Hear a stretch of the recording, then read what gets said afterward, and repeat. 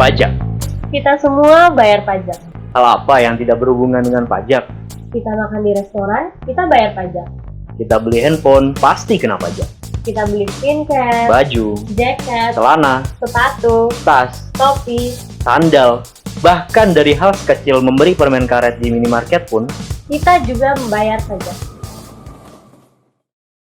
Lalu, kenapa sih kita harus bayar pajak?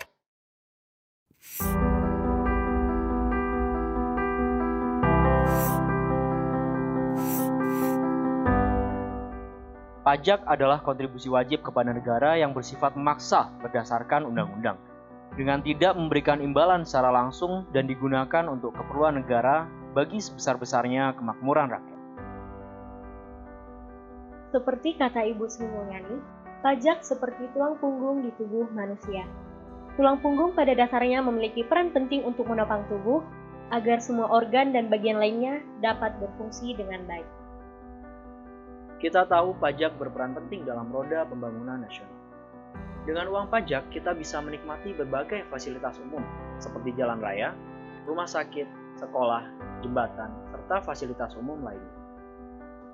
Sebagai gambaran, dari 1 triliun rupiah uang pajak yang kita bayarkan, pemerintah dapat membangun jalan raya sepanjang 155 km. 1 triliun juga senilai dengan 3.541 jembatan. Sebagai contoh adalah pembangunan jembatan Yowo-Tempa yang menghubungkan wilayah Kautekam dengan Hambun. Dulu, warga yang berumah di sepanjang perairan Teluk Yotefa, Jayapura, hanya bisa memendam mimpi untuk menyeberangi teluk lebih cepat melalui jembatan. Kini, impian itu sudah menjadi nyata.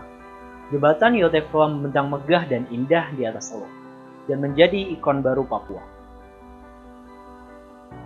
Di sektor pendidikan, 1 triliun rupiah mampu membuat pemerintah membangun sekolah di seluruh Indonesia.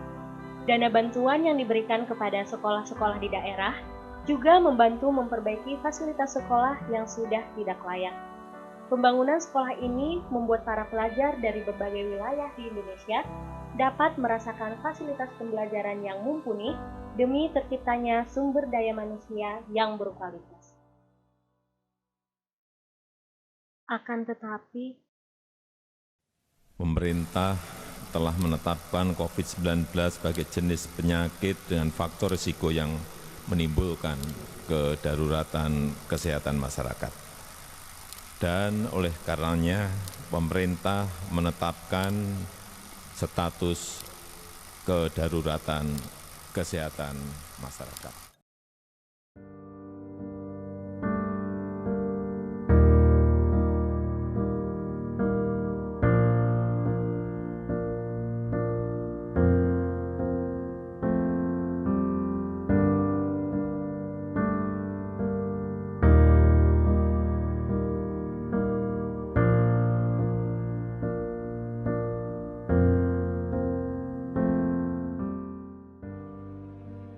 COVID-19, wabah yang tidak hanya merugikan satu atau dua pihak, melainkan satu negara bahkan satu dunia.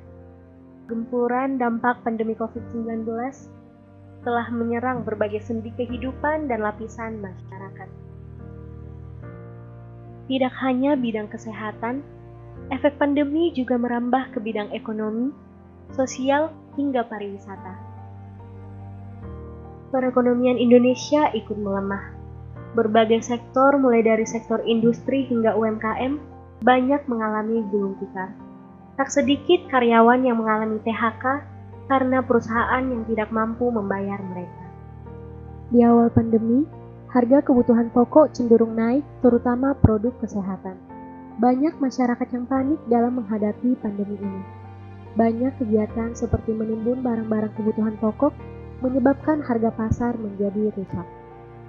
Pemerintah pun sudah banyak melakukan tindakan, seperti PSBB, pemberlakuan jam malam, serta pembatasan jumlah kuota pegawai perkantoran. Direktorat Jenderal Pajak juga memberikan beberapa insentif pajak guna membantu wajib pajak dalam masa pandemi ini. Namun, pandemi ini berlangsung lebih lama di luar dugaan. Sepanjang tahun 2020 ini, kita dihantui dan diresahkan dengan rasa takut akan virus COVID-19.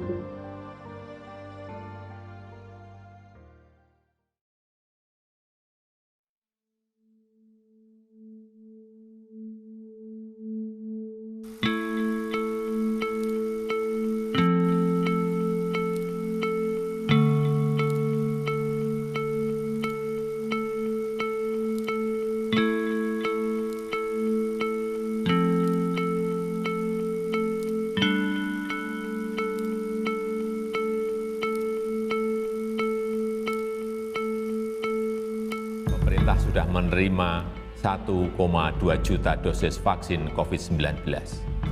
Vaksinasi COVID-19 ini penting kita lakukan untuk memutus rantai penularan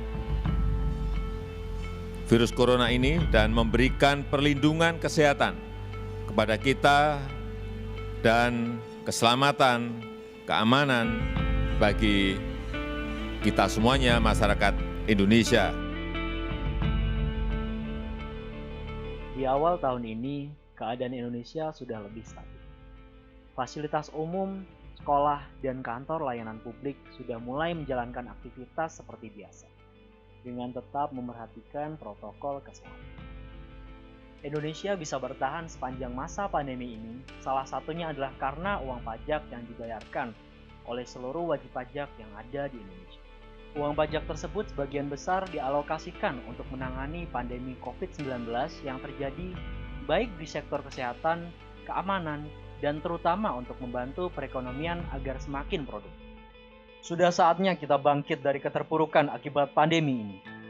Bersama pajak, mari kita bersatu dan bergotong royong untuk memulihkan negeri ini.